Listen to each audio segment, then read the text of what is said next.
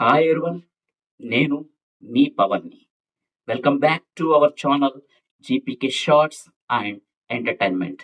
Content is ours, entertainment is yours. Okay, నా video మీకు నచ్చితే please like, share and subscribe. Thank you. మర్చిపోదండి, కంపల్సరిగా సబ్స్క్రైబ్ చేసుకోండి. మీ సబ్స్క్రైబ్ చేస్తేనే నా ఛానల్ గ్రోత్ అవుతుంది కాబట్టి సబ్స్క్రైబ్ చేసుకోండి భయ కంపల్సరిగా. Okay, Kunchacko Boban and Priyamani lead roles act చేసిన Malayalam movie officer on duty.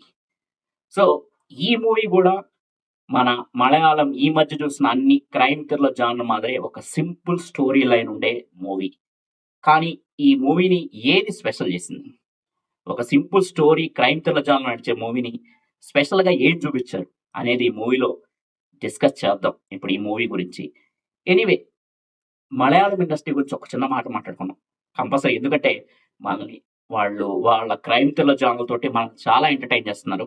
So కాబట్టి ఆ మలయాళం ఇండస్ట్రీ నుంచి మనం తెలుసుకోవాలి. మెయిన్గా వాళ్ళ అజెండా, డైరెక్ట్స్ అజెండా అంటే క్రైమ్ థ్రిల్లర్ జానర్ మీద ఎక్కువ ఫోకస్ చేస్తున్నారు. బట్ స్టోరీ సింపుల్గా ఉన్న స్క్రీన్ ప్లేని, ప్రెజెంటేషన్ని కొంచెం వెరైటీగా, డిఫరెంట్గా, ఇంకా ఎక్కువ మాట్లాడితే చాలా స్ట్రాంగ్గా ఉండేటట్టు ప్లాన్ చేసుకుంటారు. అదే వాళ్ళ చిన్న ప్లానింగ్. నెక్స్ట్, లో బడ్జెట్. లో బడ్జెట్ అనేది ఆరోగ్య లక్షణం. సో మన టాలీవుడ్లో హీరో హీరోయిన్ తీసుకునే రెమ్యూనిట్స్ తోటి వాళ్ళు ఒక డజన్ సినిమాలు తీసేస్తున్నారు మలయాళంలో.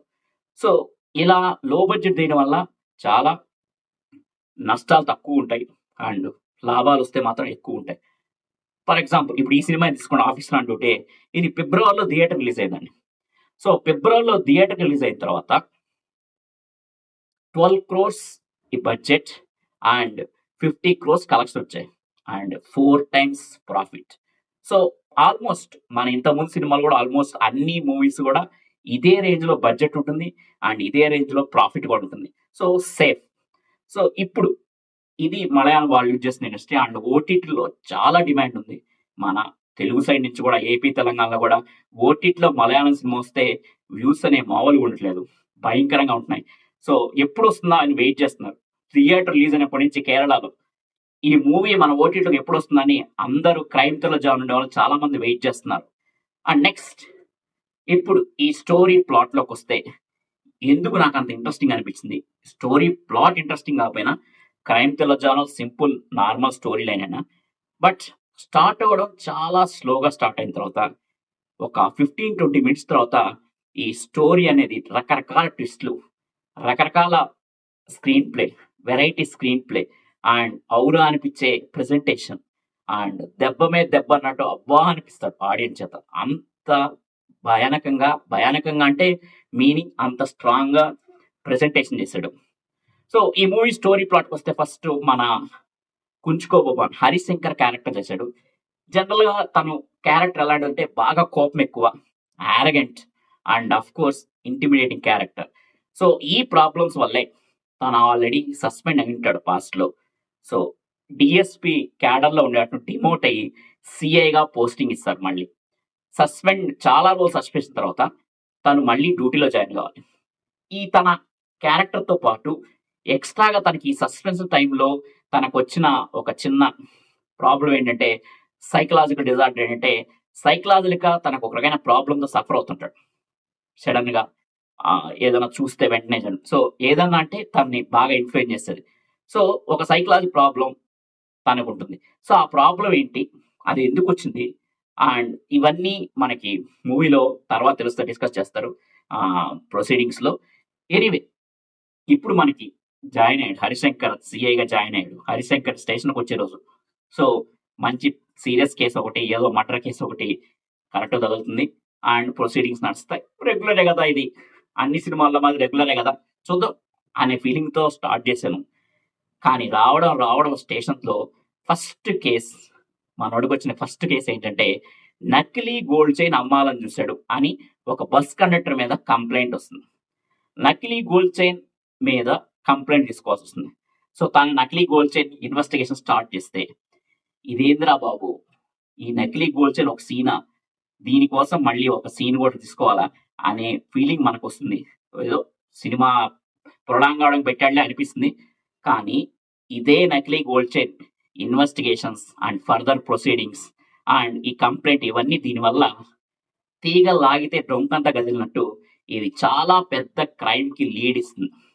ఆ క్రైమ్ ఏంటి, ఎవరు చేశారు ఆ క్రైమ్ అనేది మన రిమైనింగ్ స్టోరీ చాలా ఇంట్రెస్టింగ్గా చేశాడు. సో అంటే ఇది వాళ్ళకున్న నిజంగా వాళ్ళకున్న టాలెంట్ ఒక సింపుల్ పాయింట్ని తీసుకొని దాన్ని ఇంతింతై కొండింతై చేయడం అనేది వాళ్ళ టాలెంట్, ఆ డైరెక్టర్స్ టాలెంట్. ఎనీవే, జోసెఫ్ బెంగళూరులో జోసెఫ్ అనే పోలీస్ ఆఫీసర్ సూసైడ్ చేసుకుంటాడు. అండ్ అదేవిధంగా ఈ నకిలీ గోల్డ్ చైన్ అమ్మిన అతను బస్ కండక్టర్ అని చెప్పాను, అతను కూతురు కూడా సూసైడ్ చేసుకుంటుంది. అది మన వాడి వల్లే, మన క్యారెక్టర్ వల్లే, మన హరిశంకర్ కొంచెం గట్టిగా మాట్లాడడం వల్ల అమ్మాయిని తను సూసైడ్ చేస్తుందని ఒక ఇది కూడా పడుతుంది తన మీద. కానీ అవేం పట్టించుకోకుండా ఆ కేసును మాత్రం ప్రొసీడింగ్ చేయాలి. ఎందుకంటే అక్కడ పోలీస్ ఆఫీసర్ సూసైడ్ చేస్తుంది, ఇక్కడ తనకు దొరికిన గోల్డ్ చైన్ 3 దొరుకుతాయి. ఒక నకిలీ గోల్డ్ చైన్ చేస్తే 3 గోల్డ్ చైన్ తనకు దొరుకుతాయి. అందులో ఒకటి తన పెద్ద కూతురు. తన పెద్ద కూతురు ఆల్రెడీ తను చనిపోయి ఉంటుంది, సేమ్ సూసైడ్ చేసుకో ఎందుకు అనేది మూవీలో తెలుస్తుంది మనకి. సో చనిపోయి ఉంటుంది. సో ఈ 3 చైన్లకి ఏదో లింక్ ఉంది. ఈ మర్డర్లు కాదు, సూసైడ్స్, ఈ సూసైడ్స్ కూడా ఏదో లింక్ ఉంది అని తను గట్టిగా అనుకుంటాడు. కంపల్సరిగా ఈ కేసుని ఇన్వెస్టిగేట్ చేయాలి, ఫర్దర్గా స్ట్రాంగ్గా ఇన్వెస్టిగేట్ చేయాలనుకుంటాడు. చేస్తూ చేస్తూ చేస్తూ ఉంటే ఈ ఫర్దర్ రకరకాల నిజాలు బయటపడతాయి. అసలు ఈ సూసైడ్స్ వెనక ఎవరి హస్తం ఉంది, ఎవరు చేస్తున్నారు ఇవన్నీ అనే దానికి ఒక శాంపిల్ గా ఒకళ్ళు దొరుకుతారు. శామ్ అనే ఒకరు దొరకడం వల్ల అతను కూడా లాకప్ లో చనిపోతాడు. సో ఆ లాకప్ లో చనిపోయిన అతను న్యూడ్ వీడియోస్ చూస్తూ ల్యాప్టాప్ లో దొరుకుతాడు. సో అతను కూడా చనిపోతాడు లాకప్ లో. సో దాని నుంచి లీడింగ్, ఆ శామ్ అనే క్యారెక్టర్ తో లీడింగ్ తో మొత్తం మూవీ అంతా నడుస్తుంది. సో ఇలా నడవడం ఫైనల్ గా అసలు ఎవరు ఇదంతా చేస్తుంది, ఎందుకు చేస్తున్నారు అనే ఒక ట్విస్ట్ పాయింట్ అయితే క్లైమాక్స్ లో చాలా బాగుంది. జనరల్ గా మలయాళం మూవీస్ లో క్రైమ్ థ్రిల్లర్లో ఒక ఫ్యామిలీ ఎమోషన్ డ్రామా ఉంటుంది. It will be slow pace. Same ఇక్కడ కూడా ఫ్యామిలీ ఎమోషన్స్, ప్రియమణి మధ్య అండ్ కుంచుకో భవన్ మధ్య ఒక ఫ్యామిలీ ఎమోషన్ రన్ అవుతుంటుంది. సో అది చాలా స్లోగా ఉంటుంది. ఓకే, ఆ స్లో అనేది మనం భరిస్తాం. And next crime thriller proceedings ఎలా ఉంటాయి, కొంచెం ఇంట్రెస్టింగ్ గా ఉంటాయి. సో దీంట్లో కూడా ఇంట్రెస్టింగ్ ఉంటాయి. బట్ దీంట్లో ఎక్స్ట్రాగా బోనస్ గా ఉంటుంది ఏంటంటే మనకి యాక్షన్ ఎపిసోడ్స్ కూడా చాలా బాగా డిజైన్ చేశారు. అండ్ ఆ యాక్షన్ ఎపిసోడ్స్, ఆ కిల్లర్స్ తోటి యాక్షన్ ఎపిసోడ్స్, అసలు కిల్లర్స్ గురించి అసలు ఎవరు ఏం చేస్తున్నారు అనేది మనకి ఫస్ట్ హాఫ్ లో చెప్పేస్తారు. జనరల్ గా లాస్ట్ వరకు తెలియదు, కానీ ఇక్కడ ఫస్ట్ హాఫ్ లో చెప్పేస్తారు. అండ్ ఎందుకు చంపారు, ఎలా చంపుతున్నారు అనేది నెక్స్ట్ మనకి ప్రొసీడింగ్స్ లో తెలిసేది. సో ఫైనల్లీ లాస్ట్ క్లైమాక్స్ వచ్చేప్పటికి ఆ ట్విస్ట్ అయితే చాలా బాగుంటుంది. అరే ఇదే పాయింట్ అని మనం కూడా చాలా సర్ప్రైజ్ ఫీల్ అవుతాం. ఫైనల్ గా మూవీ అయితే చాలా బాగుంది.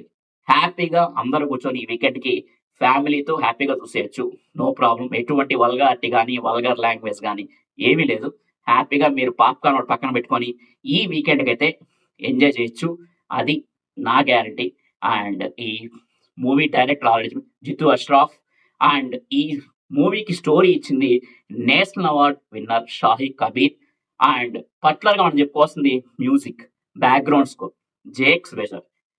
పర్టికులర్గా సెకండ్ హాఫ్ లో కొంచెం వెస్ట్రన్ స్టైల్ బ్యాక్గ్రౌండ్ స్కోర్ వేయడం ఈ మూవీ ప్రొసీడింగ్స్ అనేది చాలా హెల్ప్ అయింది. చాలా బాగుంటుంది మ్యూజిక్ అనేది. సో ఫైనల్ అన్ని departments and screenplay presentation is top notch, production values are good. And కంపల్సరీగా ఈ మూవీని అయితే మీరు ఒక బెస్ట్ పిక్ గా చెప్పుకోవచ్చు. క్రైమ్ థ్రిల్లర్ జానర్ ఇష్టపడే వాళ్ళకి this is the best pick for this weekend. ఈ మూవీకి నేనిచ్చే rating 4/5. Thank you, bye. This is Pavan signing off.